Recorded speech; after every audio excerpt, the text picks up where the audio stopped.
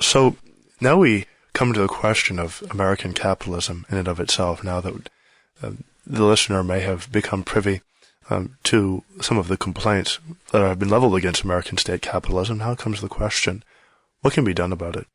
The propagandists in the United States would have us believe that the American state capitalism is the only system that can obviously allow for growth, for infinite growth of capacity in terms of participation of the individual in wealth and acquiring wealth.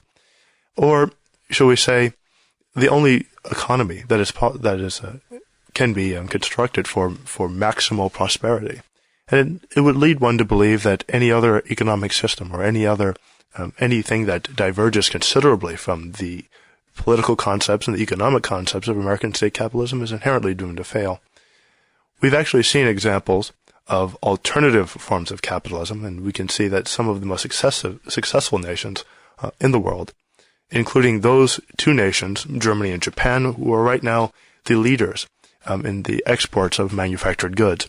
Both countries, of course, which actually have incredibly high standards of living, both the Germans and the Japanese having a hierarchical system that involves lifetime employment, an export-driven economy, and very tight controls on the flow of capital and credit.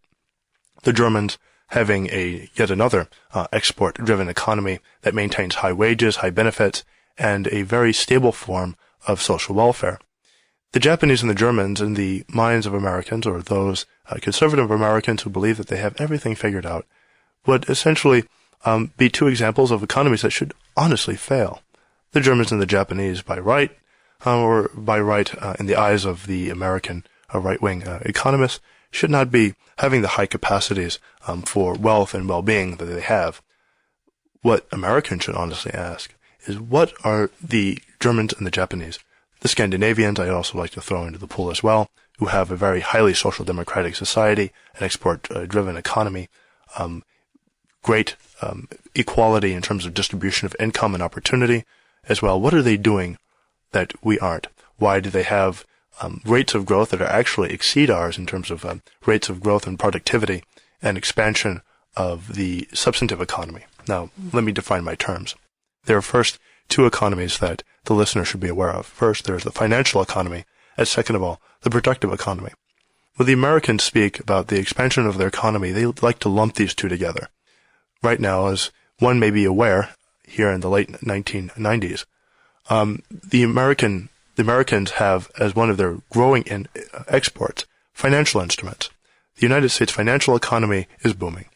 And for all intents and purposes, the Department of Labor would have us believe, or the Department of Commerce in the United States would have us believe, that the economy is growing at exponential rates, essentially riding on the back of an overvalued stock market. On the other hand, the Europeans and the Japanese and the Koreans and others that are participating in massive growth both in Western Europe and the Pacific Rim of Asia like to look at their expanding economies in terms of the growth of their productive economies. And what I mean by productive economies are essentially those parts of gross domestic product or those parts of the political economy that go into manufacturing goods and services, not just financial services. If one actually looks at the United States of America, we have the most anemic growth of productivity in the world, whereas the Japanese, even in their recession, still have higher rates of productivity growth than the United States, and the same goes for Germany, that despite the fact that it has purportedly 10% underemployment, and I am very cautious of using the word unemployment, but underemployment still has higher rates of economic growth than the United States, and in comparable positions of unemployment and higher rates of productivity growth. All in the time wherein maintaining lower rates per capita of homelessness, of violent crime, of crime in general, that is crime against the property, petty larceny, etc., used as examples, and still maintaining a society wherein there is equivalence or rough equivalent of outcome, equality of opportunity, and fairly reasonable distributions of income. How is this possible? How can they have growth rates which are higher than the American system, although the American system claims to have maximal liberties, allows for corporations and limited partnerships and other business organizations to have constitutional rights. We have tort reform. We have the maximal liberalization of credit and capital in the United States. Why is it that despite all of these, and despite having to tolerate gross inequalities of income distribution within our political economy, why is it that we still can't keep up with those nations that are considered, on the surface, more socially democratic? Why is that? And very simply, one must look at the American economy and say that there are portions of the population that are not participating in the economy. We are not at maximal capacity. Why is that? Because 25% of Americans are underemployed. That means they're a deadweight loss to the economy. They're not generating sufficient products and services for export to generate the income and the credit, the capital that needs to be brought back into the country. And at the same time, they don't have sufficient disposable income to buy back the services and the goods that they produce.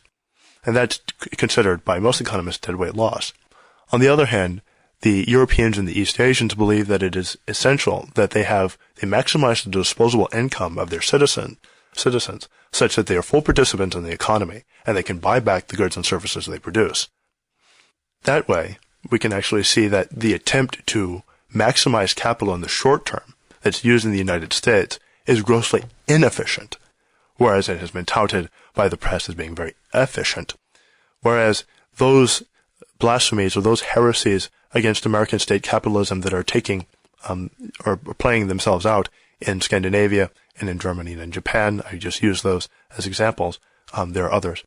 At the same time have led to economic growth, contrary to all that would be believed were one to listen to Gary Becker and Paul Krugman and other experts here in the United States of America. So what can be done? First of all, what needs to be done is to actually eliminate the deadweight loss in the economy, first of all, by eliminating the gross expenditure that Americans have for healthcare. We spend more of our gross domestic product in healthcare than any other industrialized nation on earth. And that is a huge deadweight loss to the economy, not just merely on behalf of those that are uninsured, and those are usually those that are underemployed, but even those Americans that have a world-class disposable income, that is middle class Americans, upper middle class Americans, etc., who often spend a larger percentage of their discretionary income on healthcare than their counterparts in Western Europe and in Asia, in fact. And I'd like particularly to focus upon Western Europe and the contradictions that therein lie. What's more is that the United States must fundamentally change its ideas with regard to the way we construct our corporations. And there are two models. The models that are used by the Scandinavians and the Germans and the Japanese involve what is called the carrot model. Tell the laborer that he's part of a team. Realize that the hierarchy may exist as a means of incentive, of generating incentive among the workers.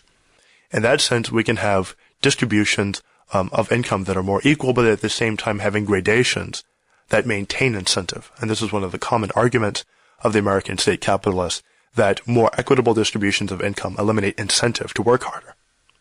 And that's just not the case. Of anyone who has had any experience with Japanese or German workers realize that they work very hard, and maybe even more so than your standard American. So this argument doesn't hold water. What's more is that particularly in Scandinavia, and particularly Germany, there is a lot of democratic participation in the maintenance of high wages, in the maintenance of pensions, and even in the distribution of natural resources and capital within the country. The fact that more discretion is put in the hands of your everyday worker, regardless of his social status, in determining the direction in which the economy moves, is actually led to what is essentially equality, but at the same time growth. It seems as though the market is not the only source of rationality for determining the directions of economic growth. Let us say that were the United States to allow its citizens a decision as to what subsidies are given to which corporations, which industries the Americans should develop, we would most likely have a much more rational source of economic decision-making, rather than letting the individual market interpretations of individual corporations or bodies of stockholders determine in what direction the American economy moves. This has proven to be effective, particularly for the Western Europeans, especially the Germans and the Scandinavians, who have allowed their governments, or have always elected governments that have protected their wages and protected their interests, and also protected access or public determination of the direction of the growth of the economy. The difference in lying in East Asia may be that, for the most part, decisions in the movement of the economy may be made from the top, but they're always for the maintenance of the status quo, maintenance of an export-driven economy and tight regulations of capital, such that we want to actually have an economy that moves towards full employment. So you have one of two ways in which to maintain the best interests of the vast majority of people: democratic control, which is evidenced in Western Europe, or in East Asia particularly. I'd like to focus on South Korea and Japan, where there are instances where the government participates, as there are large governmental organizations that participate in corporate decision-making.